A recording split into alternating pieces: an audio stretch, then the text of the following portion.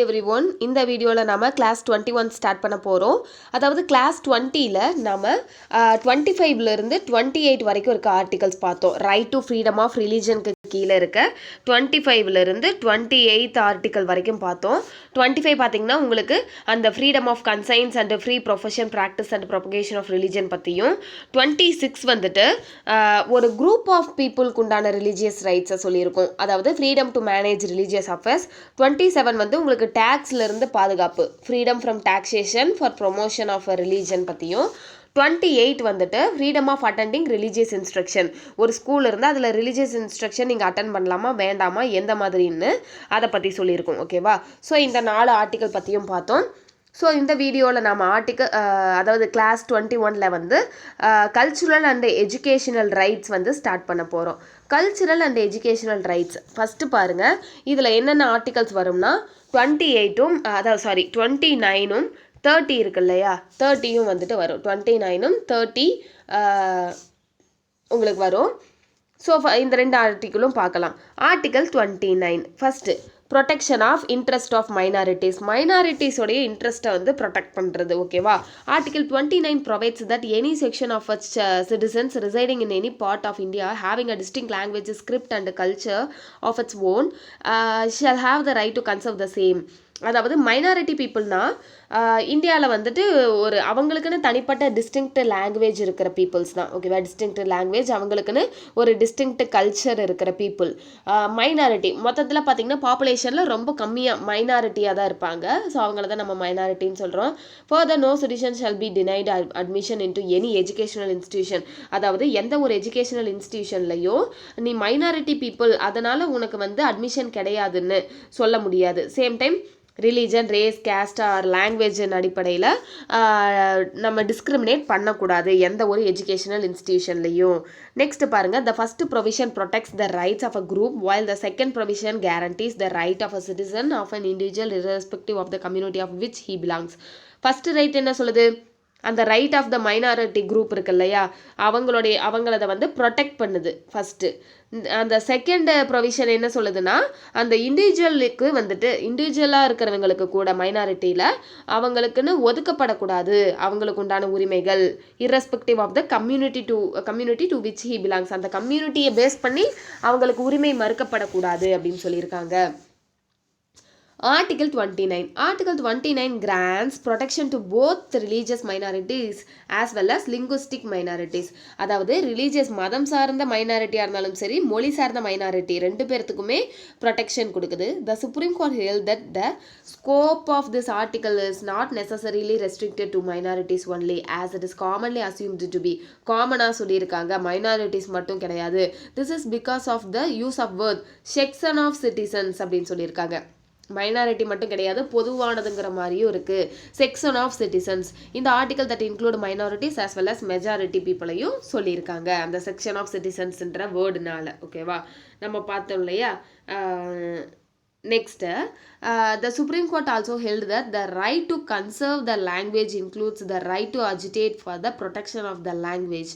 அதாவது supreme court வந்து என்ன சொல்லியிருக்காங்கன்னா, அந்த ப்ரொடெக்ஷன் அந்த லாங்குவேஜ் இருக்கு இல்லையா, right to agitate for the protection of the language அப்படின்னு சொல்லியிருக்காங்க. அதாவது ஸோ அவங்களுடைய லாங்குவேஜை வந்து கன்சர்வ் பண்ணுறதை பற்றி. Hence, the political speeches or promises made for the conservation of a language of a section of the citizens does not amount to corrupt practice under the Representation of People Act 1951. அதாவது Representation of People Act 1951க்கு கீழே ஏதாவது ஒரு ஸ்பீச்சஸோ இல்லை ப்ராமிசஸோ கொடுக்கறது வந்து language and பேஸில் வர்றது கரப்டுக்கு கீழே வராது. அதாவது அந்த கரப்டுக்கு கீழே வராது அப்படின்னு சொல்லி முடிச்சிருக்காங்க. இது ஃபஸ்ட்டு இருக்கிறது அதுதான். Protection of interest of minorities அப்படின்னாவே அவங்களோட டிஸ்டிங்க்ட் லாங்குவேஜ் கல்ச்சரை வந்து பாதுகாக்கிறது.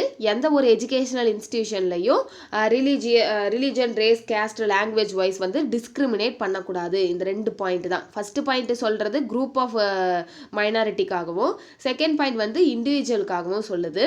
அதே மாதிரி இதில் வந்து செக்ஷன் ஆஃப் சிட்டிசன்ஸ்னு வர்றதுனால அது மைனாரிட்டிக்கு மட்டும் கிடையாது, மெஜாரிட்டி பீப்புளுக்கும் பொருந்தும் அப்படின்னு சொல்லியிருக்காங்க.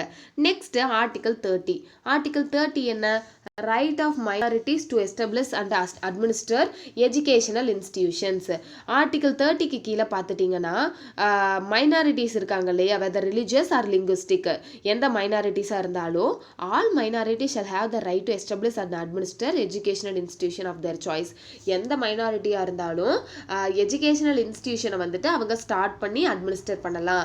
அதுக்கு கீழே தான் உங்களுக்கு கிறிஸ்டியனிட்டிக்கு கீழே வர ஸ்கூல்ஸ் எல்லாமே வரும். ஓகேவா, கிறிஸ்டியன் ஸ்கூல்ஸ் எல்லாம் மைனாரிட்டிக்கு கீழே வரதான். The compensation amount fixed by the state for the compulsory acquisition of any property of a minority educational institution shall not restrict or abrogate the right guaranteed to them. அதாவது right to ப்ராப்பர்ட்டியை வந்துட்டு delete பண்ணிட்டாங்க இல்லையா, இருந்தாலும் minority educational இன்ஸ்டிடியூஷனை வந்துட்டு அது restrict பண்ணாது. ஓகேவா. Next, this provision was added by the 44th amendment act 1978. ஆமாம், அதில் தான் எடுத்திருப்பாங்க. So protect the right of minorities in this regard. இந்த விஷயத்தில் வந்து மைனாரிட்டி ஸ்கூல்ஸ்க்கெல்லாம் வந்து இது ரெஸ்ட்ரிக்ட் பண்ணாதுன்னு சொன்னோம் இல்லையா. ஸோ இந்த இடத்துல வந்து இவங்களுடைய ரைட்டை வந்துட்டு ப்ரொடெக்ட் பண்ணுறோம். 44th amendment act 1978. The act deleted the right to property as a fundamental right. Article 31 இருக்கு இல்லையா, அதை வந்து நம்ம delete பண்ணியிருப்போம். Next, in granting aid, state கொடுக்குற பணம் இருக்கு இல்லையா, அதை பற்றி. Granting aid, the state shall not discriminate against any educational institution managed by a minority. Discriminate பண்ணக்கூடாது. ஸ்டேட் வந்துட்டு எஜுகேஷனல் இன்ஸ்டிடியூஷன் மைனாரிட்டினால் மேனேஜ் பண்ணுறதை வந்துட்டு டிஸ்கிரிமினேட் பண்ணக்கூடாது.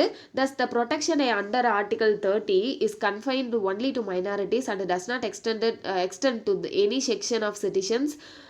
அதாவது ஆர்டிகல் 29 படி சொல்லியிருக்காங்க என்னன்னா, மைனாரிட்டிஸ்க்கு தான் எக்ஸ்டெண்ட் பண்ணக்கூடாது எனி செக்ஷன் ஆஃப் சிட்டிசன்ஸுக்குன்னு.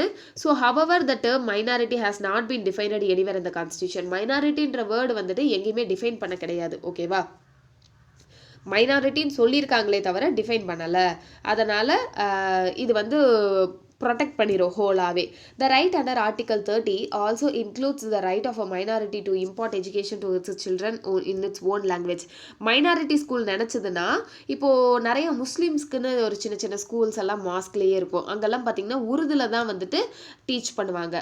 அதுதான் மைனாரிட்டி பீப்புள் நினச்சாங்கன்னா அவங்களோட எஜுகேஷனல் இன்ஸ்டிடியூஷனில் ஓன் லாங்குவேஜை வந்துட்டு டீச்சிங்க்கு யூஸ் பண்ணிக்கலாம். மைனாரிட்டி எஜுகேஷனல் இன்ஸ்டிடியூஷன் வந்து 3 டைப்பாக இருக்குது. Institution that seek recognition as well as aid from the state. அதாவது ரெகக்னிஷனும் எய்டு, ஸ்டேட்டுக்கிட்ட இருந்து பணமும் வரும், ரெகக்னிஷனும் இருக்குது. நெக்ஸ்ட்டு ஒன்லி ரெகக்னிஷன் மட்டும்தான் இருக்குது, ஸ்டேட்லேருந்து பணம் வரதில்லை, not aid. Next neither seek recognition or aid from the state. ரெகக்னிஷனும் கிடையாது, ஸ்டேட் கிட்ட இருந்து எய்டும் வரதில்லை. இந்த மாதிரி 3 டைப் ஆஃப் மைனாரிட்டி ஸ்கூல்ஸ் வந்துட்டு இருக்குது. The institution of first and second type are subject to regulatory power of the state with regard to syllabus prescription, academic standards, discipline, sanitation, employment of teaching staff and so on. அதாவது first and second type இருக்கு இல்லையா, இப்போ நம்ம பார்த்தோம்ல, first type என்ன, ரெகக்னிஷனும் இருக்கும் state கிட்ட இருந்து ப்ளஸ் எய்டும் வரும். செகண்ட் டைப் என்னதுன்னா, ரெகக்னிஷன் மட்டும்தான் இருக்கும், எய்டு வராதுன்னு பார்த்தோம். இந்த 2 ஸ்கூல்ஸ்லேயுமே ஸ்டேட் வந்து தன்னுடைய அதிகாரத்தை கொஞ்சம் செலுத்தும். அதாவது சிலபஸ் கொடுக்கறது, அகாடமிக் ப்ரெஸ்கிரிப்ஷன், ஸ்டாண்டர்ட்ஸ், டிசிப்ளின் எல்லா விஷயத்துலையும். இந்த தேர்டு டைப் இருக்கு இல்லையா, ரெகக்னிஷனும் கிடையாது, ஸ்டேட் கிட்ட இருந்து எய்டும் வராது அப்படின்ற மாதிரி. ஸோ அதெல்லாம் பார்த்திங்கன்னா லாஸ்க்கு மட்டும்தான் கட்டுப்படுமே தவிர சிலபஸோ இல்லை டிசிப்ளினரி மேனரோ அகாடமிக் ஸ்டாண்டர்ட்ஸ் பற்றியோ எதுவுமே வராது. லா மட்டும்தான், கான்ட்ராக்ட் லா, லேபர் லா, இண்டஸ்ட்ரியல் லா, டேக்ஸ் லா, எக்கனாமிக் ரெகுலேஷன்ஸ், இந்த மாதிரி எல்லாம் தான் அது வந்துட்டு அதுக்கு கீழே சப்ஜெக்ட் ஆகும், அதுக்கு கீழே கட்டுப்படும். நெக்ஸ்ட்டு ஒரு ஜட்ஜ்மெண்ட் வருது.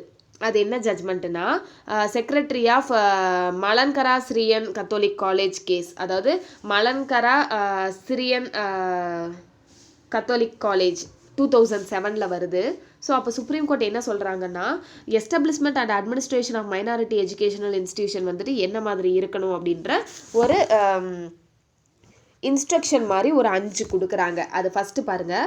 த right of minorities to establish and administer educational institutions of their choice compromises the following rights. என்னன்னா, to choose its governing body in whom the founders of institution have faith and confidence to conduct and manage affairs of the institution.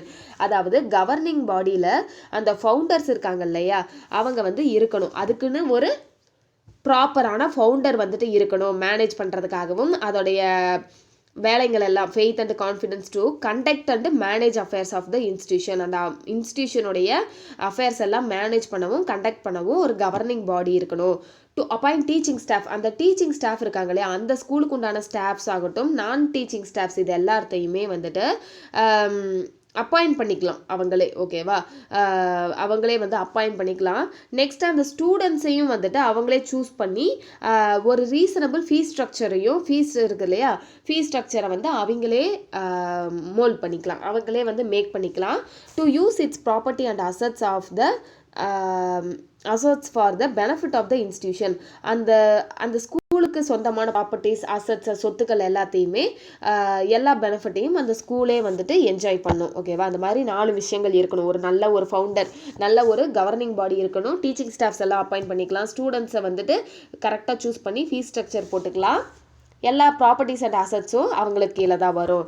Next, the right to conferred of minorities under article 30 is only to ensure equality with the majority and not intended to place the minorities in a more advantageous position the majority. அதாவது no reverse discrimination. என்ன சொல்லியிருக்காங்கன்னா, மோர் advantage, இது வந்துட்டு இவ்வளோ நம்ம கொடுக்குறோம் இல்லையா, அவங்களுக்காக நிறைய சலுகைகள் கொடுக்கறது அவங்களோட மோர் அட்வான்டேஜியஸ் பொசிஷன், அவங்கள இன்னும் கொஞ்சம் ஸ்பெஷல் ஆக்கிறதுக்காக இல்லை, ஈக்குவாலிட்டிக்காக தான். அவங்க ரொம்ப கீழே மைனாரிட்டியாக இருக்காங்க, அவங்கள வந்து ஓரளவுக்கு தூக்கி விடுறதுக்காக தான் நாங்கள் கொடுக்குறோம்.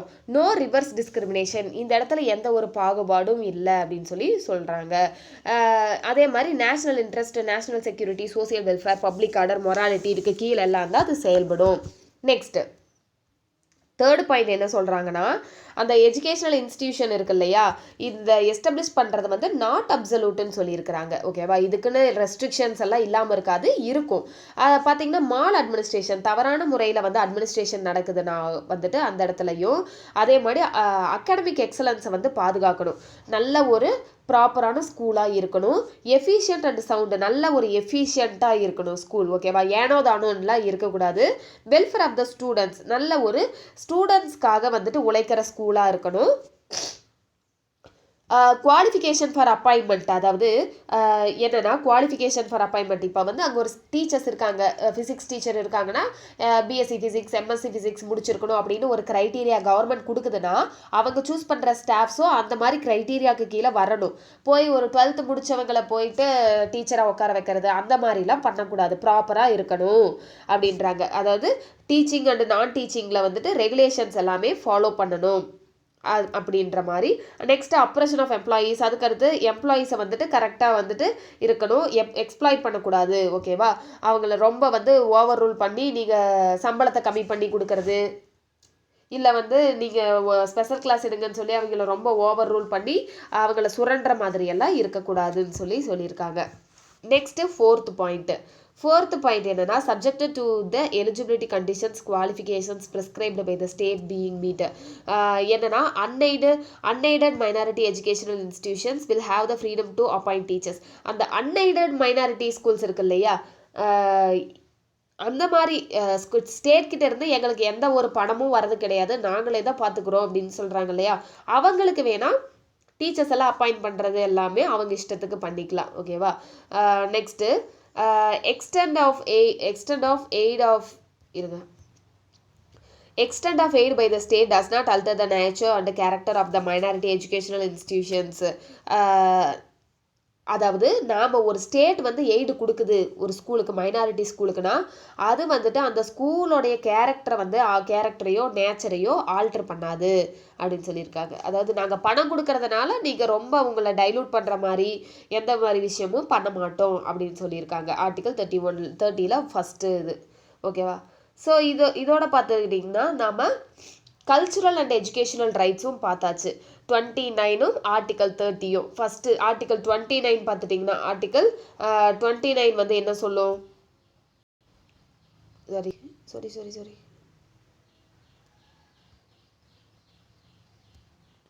ஆர்டிகல் 29 என்ன சொல்லும், protection of interest of minorities, அதாவது அவங்களோட இன்ட்ரெஸ்ட்டை பாதுகாக்கிறது பற்றியும், அதாவது டிஸ்டிங்க்ட் லாங்குவேஜ், டிஸ்டிங்க்ட் கல்ச்சர் இருக்கிறதுனா அதை ப்ரொடெக்ட் பண்ணுறது, எஜுகேஷனல் இன்ஸ்டிடியூஷனில் அவங்கள டிஸ்கிரிமினேட் பண்ணாமல் இருக்கணும். செக்ஷன் ஆஃப் சிட்டிசன் ஒரு வேர்டையும் சொல்லும்.